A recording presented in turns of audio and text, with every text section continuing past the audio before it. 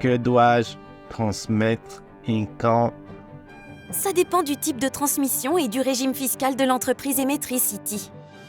Pour le e-invoicing, les factures sont envoyées au fil de l'eau par la PDP ou le PPF qui dispose de 24 heures maximum pour envoyer la facture à son destinataire et les données de facturation à l'administration fiscale. Oui, et la liste de données à transmettre va évoluer en même temps que le calendrier de mise en œuvre de la réforme. Dans un premier temps, c'est le modèle sémantique Basic WL qui sera utilisé avec 26 données correspondant aux en-têtes et aux pieds de facture, le sirène de l'acheteur et du vendeur, la date d'émission de facture, les montants hors taxes par taux de TVA, des mentions d'autofacturation, d'exonération et d'autoliquidation, etc. Dans un second temps, il faudra ajouter les détails des lignes de facture. Ça fait 8 données de plus et 34 données transmises à l'administration au total. Mais pour les dépositaires du secret professionnel, il n'y aura pas d'obligation d'indiquer la dénomination précise du bien ou du service rendu. Et c'est également comme ça que les données relatives au cycle de vie de la facture seront transmises à l'administration par le PPF et les PDP.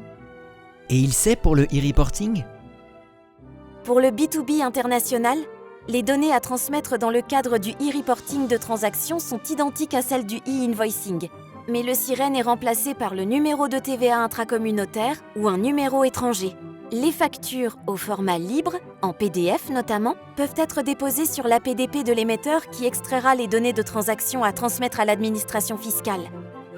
Ce ne sera pas possible avec le PPF, sauf en ressaisissant manuellement la facture.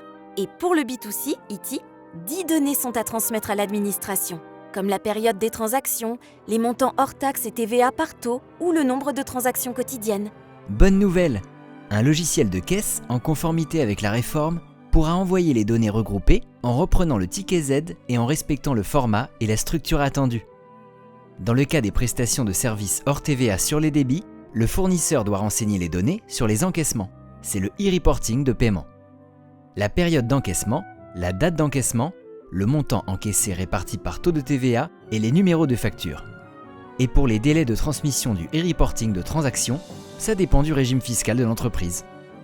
C'est à la décade pour les entreprises au régime réel normal mensuel, mensuellement pour celles ayant opté pour le régime réel trimestriel ou simplifié, et tous les 2 mois pour celles en franchise en base de TVA.